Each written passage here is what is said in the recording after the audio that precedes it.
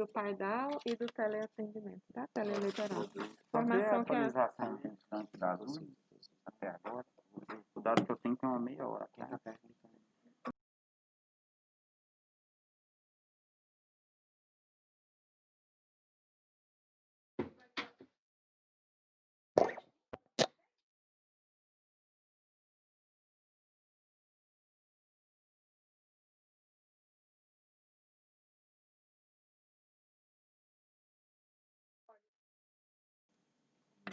Peraí, só um minutinho. Ó, eu acho que tá no banco.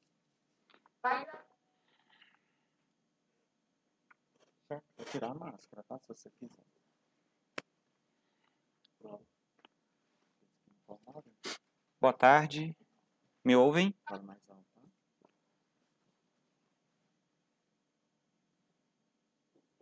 Podemos começar, pessoal?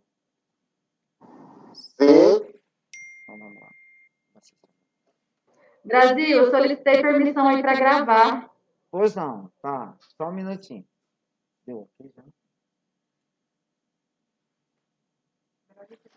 Ah, tá. Eu vou sair. Só não começa aqui.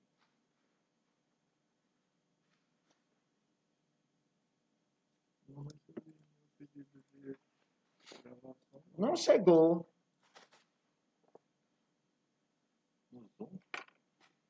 Você mandou via Zoom? Sim. Não? Não, não chegou, sua demanda.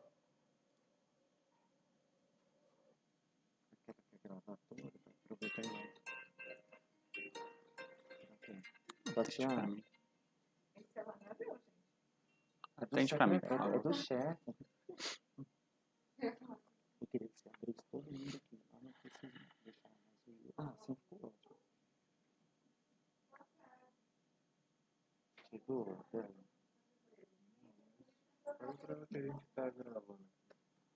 Ó, não chegou a sua demanda não, mas a gente grava e manda em seguida para você. Você manda um e-mail, pode ser? A gente manda o link.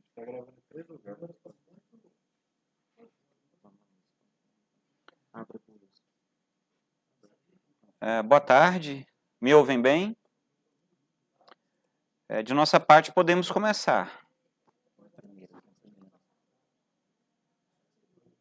A gente, o Bonfim pediu para ser o primeiro. Pode ser? Para ele entrar ao vivo? Bonfim, tudo bem? Vamos lá? Tudo jóia. Então, Se algum. Eu não entrei ao vivo ainda, Brasil. Se alguém então vamos começar com estiver na outra minha pessoa e frente, eu também você posso. fala. Então vamos lá, pessoal. Quem vai na ordem? Eu posso começar? Pode. É o Fábio Castro, da TV Anhanguera. Boa tarde a todos. Eu queria saber do TRE de Goiás algum levantamento em relação a prisões por conta de algum crime eleitoral. O que vocês já têm de informação em relação a isso?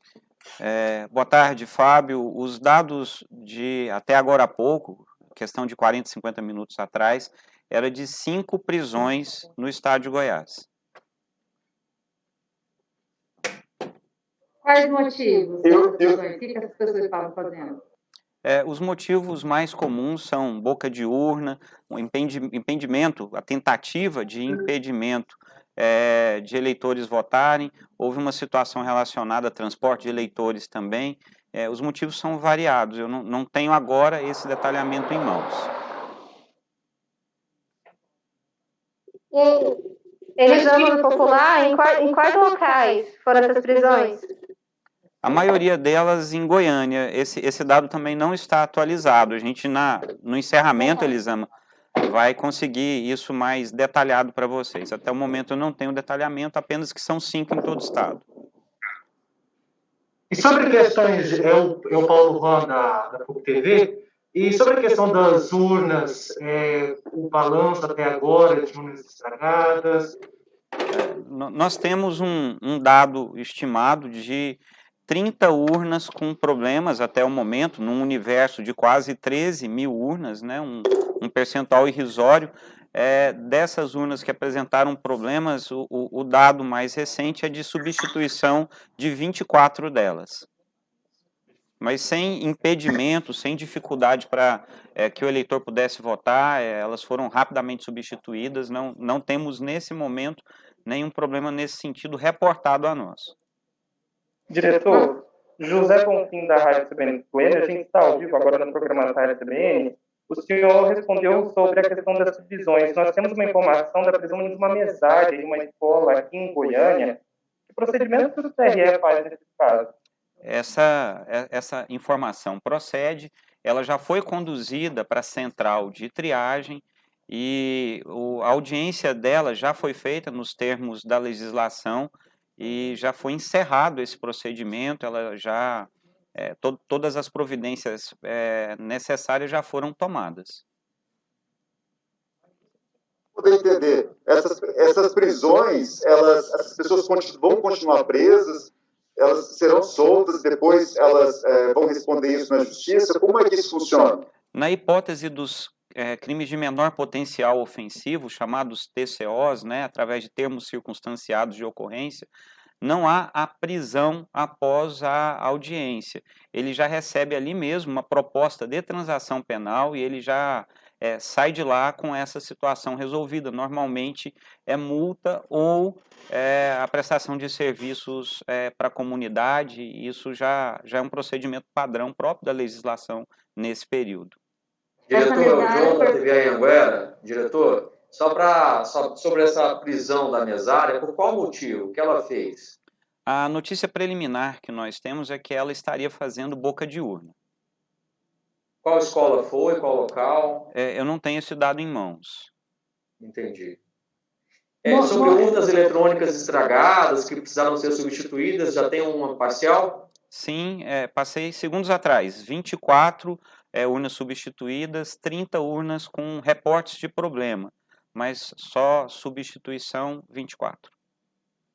Nós temos algumas reclamações, diretor, de eleitores que compareceram no seu colégio eleitoral e houve modificação e não encontraram. Qual a orientação para essas pessoas? Por que isso está acontecendo este ano?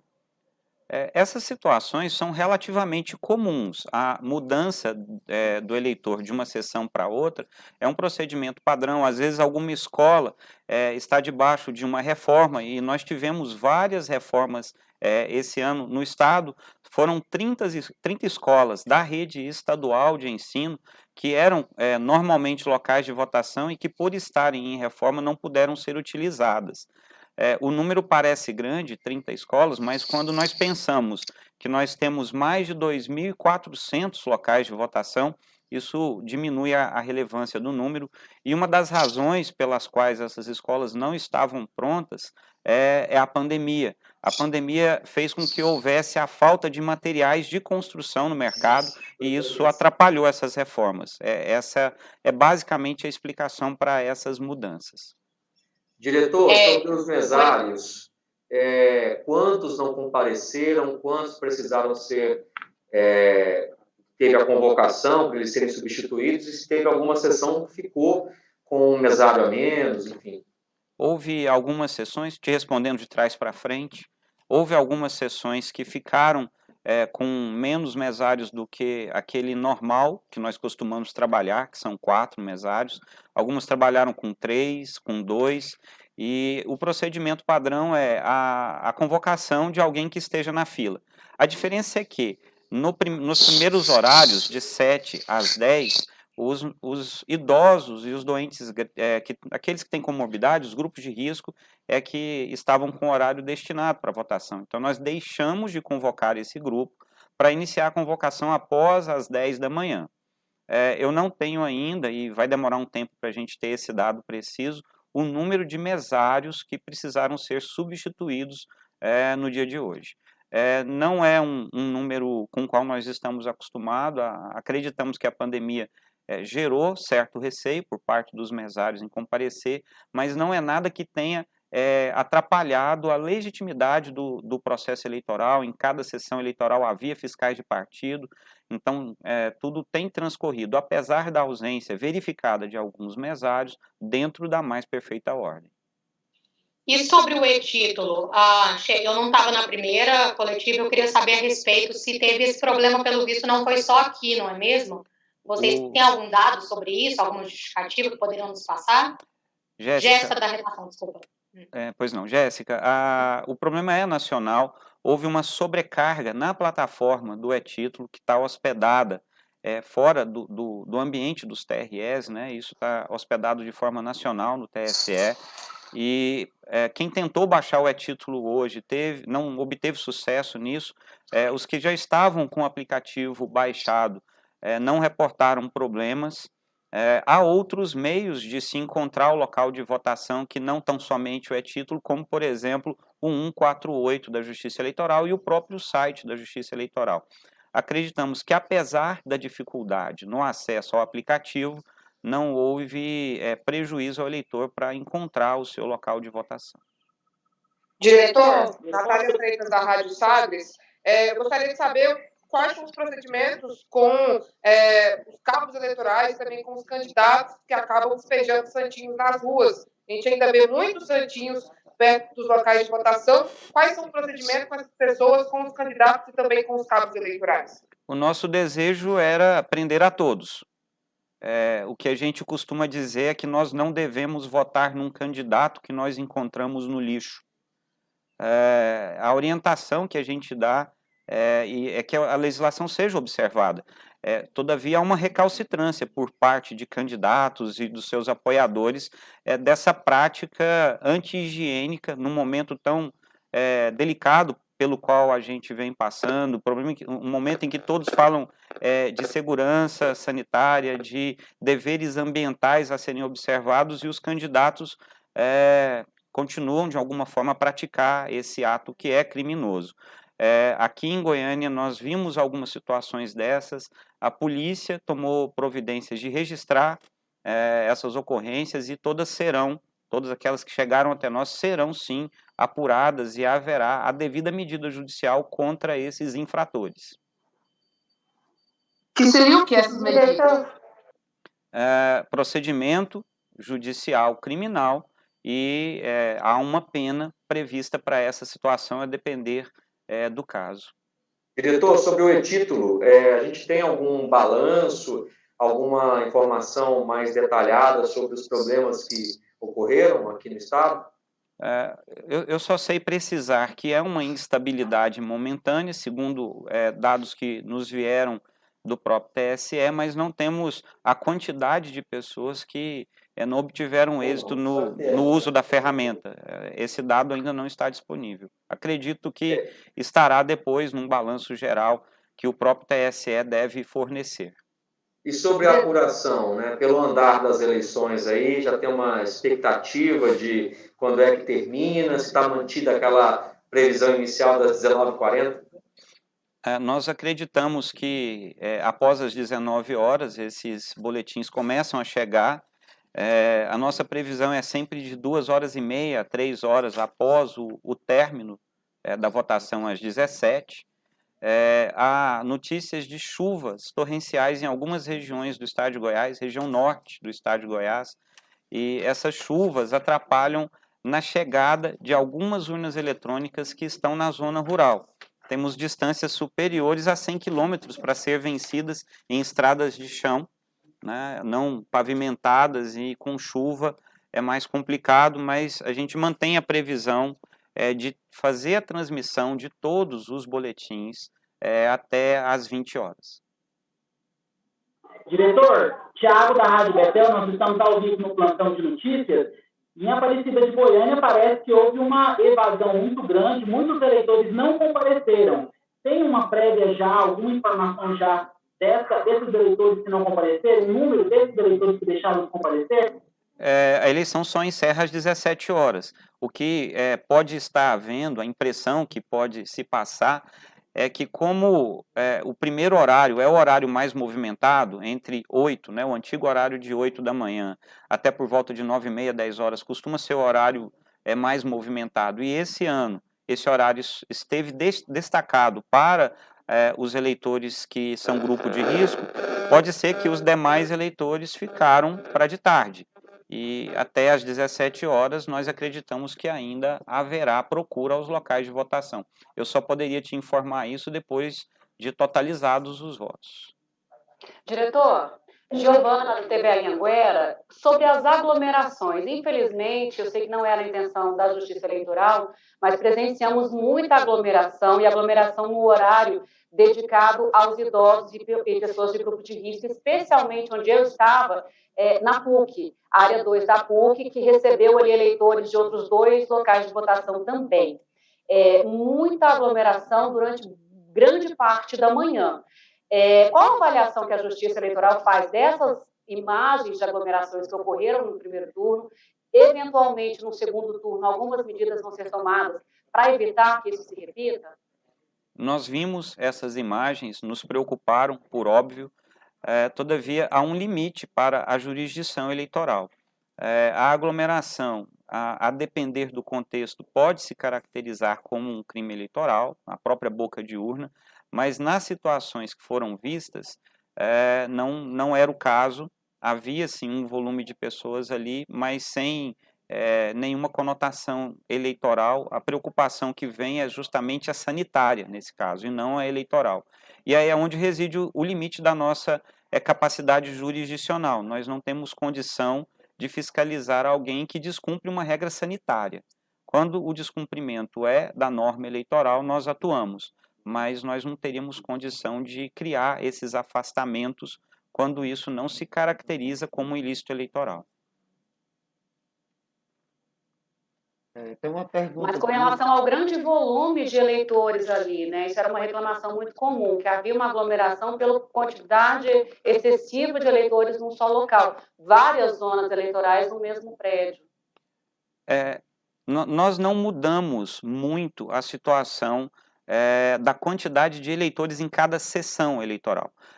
Houve uma situação atípica nesse ano, que foi o aumento do número médio de eleitores por sessão eleitoral. Nós trabalhávamos com um número médio de pouco mais de 300 eleitores por urna, e nessa eleição a média subiu para pouco mais de 400 em todo o estado. A razão disso foi a necessidade de transferência de algumas urnas eletrônicas para o estado de São Paulo, em função da frustração na aquisição de urnas eletrônicas novas no começo do ano. Então, de fato, houve um aumento no número de eleitores em todo o estado. Todavia, para essa eleição, onde há apenas 2 candidatos e o voto é mais rápido, a própria dispensa da biometria gerou um tempo menor para a identificação do eleitor, a nossa expectativa é que essas aglomerações não acontecessem. Houve uma outra situação que chegou até nós, mas a gente não viu nada atípico quando comparado com outros anos.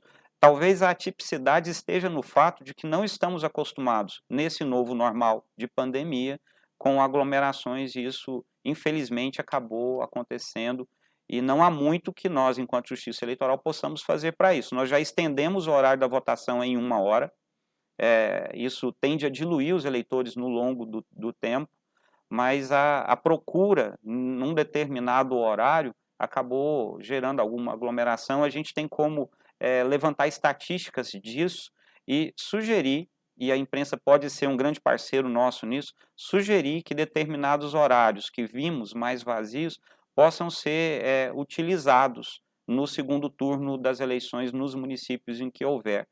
Nós podemos tomar essa providência e lá adiante, antes do segundo turno, a gente volta nesse assunto e a imprensa poderá nos ajudar nessa divulgação. Acredito que é uma medida que pode diminuir esse problema. Diretor, ainda em relação ao e-título, que é a Elisama do Popular falando, tem alguma previsão para que ele volte ao normal, que as pessoas consigam baixar, ou hoje quem não baixou não consegue mais? Não, Elisama, a gente não tem a previsão de quando volta à normalidade. Acreditamos que o grande número, a procura, esse afluxo, num determinado momento do dia, a plataforma gerou esse problema, mas ainda essa informação é preliminar, não é oficial. Acreditamos que ele pode voltar a qualquer momento ou voltar mesmo de forma íntegra antes do segundo turno, para que o que a gente viu agora não torne a acontecer. Medidas já estão sendo tomadas pelo TSE para restabelecer o funcionamento pleno da ferramenta. O Rafael Oliveira, colega da gente do G1, está perguntando para você, Wilson, se teve muitos casos de eleitores que deixaram de votar por falta de acessibilidade nos locais de votação. Nós acreditamos que não houve um número significativo por problemas relacionados à acessibilidade. Existe um prazo para que os eleitores declarem a situação de dificuldade para acessar os locais de votação. A imprensa nos ajuda muito lá atrás, quando esse prazo é estabelecido para que o eleitor nos comunique alguma necessidade específica, mas nem sempre essa informação acaba chegando em nós. Houve uma situação hoje atípica num colégio que é completamente acessível, mas os elevadores que dão acesso às sessões eleitorais no segundo andar, por uma ironia do destino, não estavam funcionando hoje e um eleitor que tem dificuldade de locomoção precisou ser carregado até a sessão eleitoral. Isso chegou até nós. O juiz dessa zona eleitoral, ele próprio, pelo que soube agora há pouco, ligou para esse eleitor para ter mais detalhes da situação. E para o segundo turno, se houver, nós tentaremos trazer esses eleitores que nos comunicaram essa dificuldade de alguma forma para outro local. Seria não a transferência do eleitor, mas tentaríamos montar as sessões num lugar que esteja acessível, no térreo dessas unidades escolares.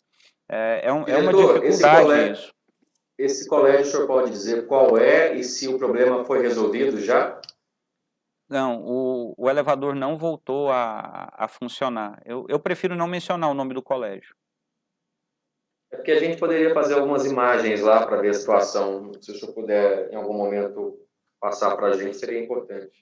É em Goiânia? É em Goiânia. Tem uma pergunta aqui do colega André Basto, da Record de Brasília. Como o que você fala da votação, como é a votação do entorno em Brasília?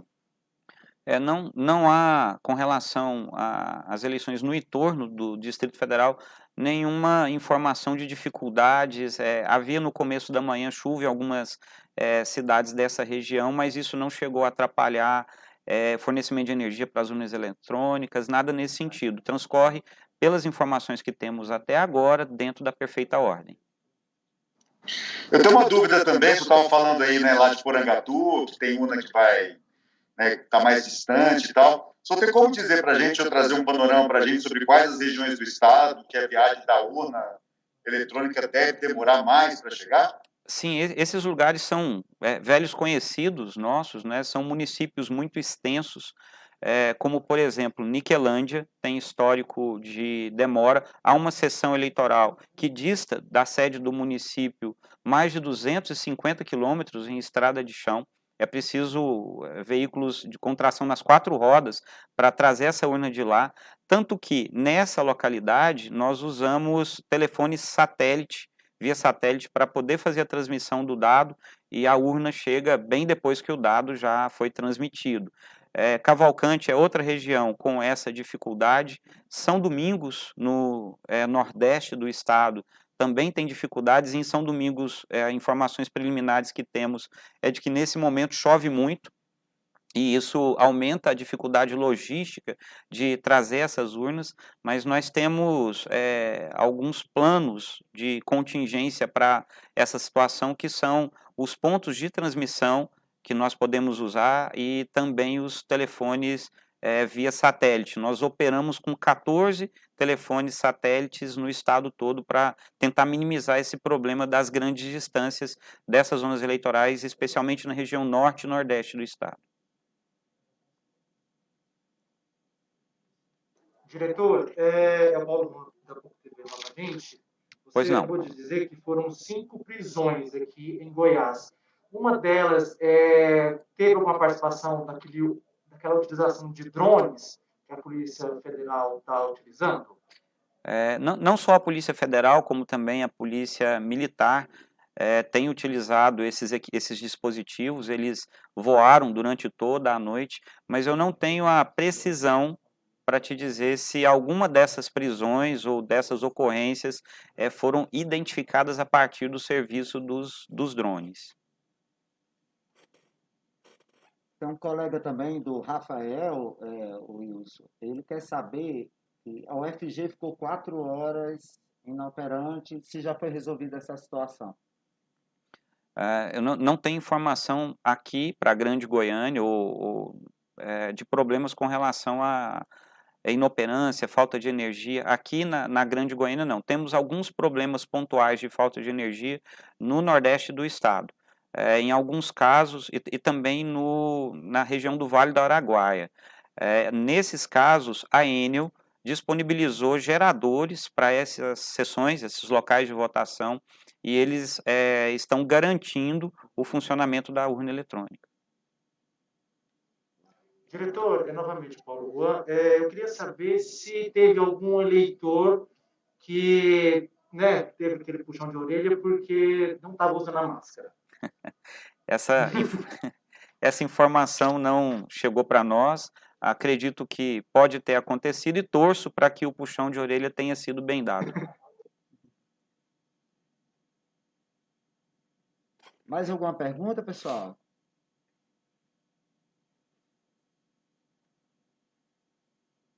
Pessoal, mais alguma pergunta ou a gente pode parar? Eu posso atualizar um dado que me chegou às mãos agora. Eu dei o dados atualizado no começo da coletiva sobre ocorrências com urnas eletrônicas. O número subiu para 67 ocorrências e 50 substituições. É bom sempre falar do universo, né? Nós estamos falando de cerca de 13 mil urnas eletrônicas e apenas 50 foram substituídas. Você tem quais locais que foram substituídas? Temos todos esses locais registrados e a gente pode passar por e-mail para vocês, para que haja pleno conhecimento dessa situação. Sim. Tem uma pergunta, Wilson. Se o policiamento foi chamado no entorno de Brasília? Se houve chamado de polícia? Muito provavelmente em todo o estado houve o acionar das forças de segurança, seja Polícia Federal, Polícia Militar ou Polícia Civil.